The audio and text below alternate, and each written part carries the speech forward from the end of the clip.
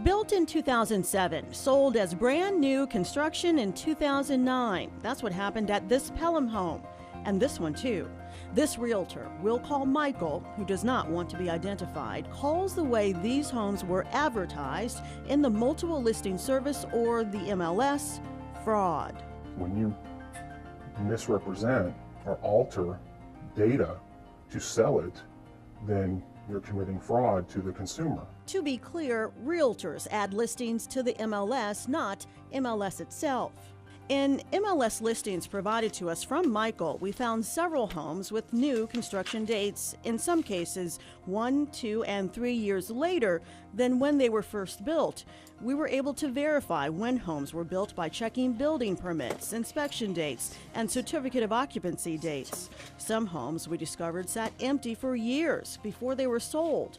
Michael calls it robo-dating, putting a newer date on the house than when it was originally built. It's false advertising and misleading to every consumer as well as to the agents that we're trying to sell. So we're at a liability risk, saying, oh, let's look at this new house, and we do our research and we find out it's not new. Michael said he alerted those at the MLS about his concerns and gave us copies of emails he sent and the MLS response about what's called possible rules violations for home listings. After Michael submitted his concern, the response read, "The house was more or less finished in 2007, but the basement was not finished until 2008. I am supposing that this is a new idea to market the house."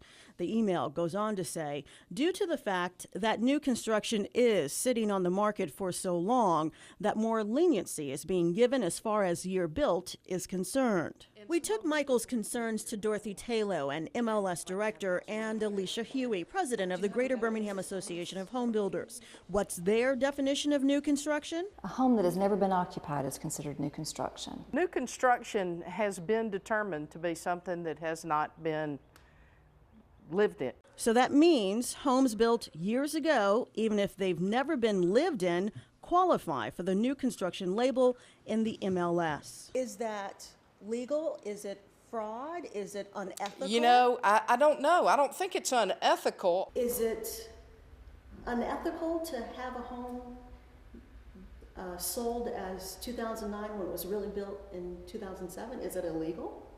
I don't think so, and I don't think it would be unethical. If the home has never been occupied, then it is still new construction. The appliances have never been used, the faucets have never been used, so the home is still new. Taylor said there has been what she called confusion in the past with this issue. So MLS updated its listing page to reflect that, adding, she said, a descriptive category. If you finish your house in 2013 and it doesn't get purchased till 2015, though I hope that doesn't happen these days, it should show that the house was built in 2013, but it would be new, not lived in. So what about the wear and tear on unused appliances sitting in unoccupied new homes for years? One appliance repairman told me that it can affect the livelihood of appliances, specifically on hoses and other parts. If they're not properly stored, they could deteriorate if they're not plugged and/or sealed. Both Huey and Taylor advise using what they called a reputable realtor that will likely add extended warranties on appliances if buying a new home that has sat on the market for a few years. Home buyers also can get these unoccupied homes at steep discounts.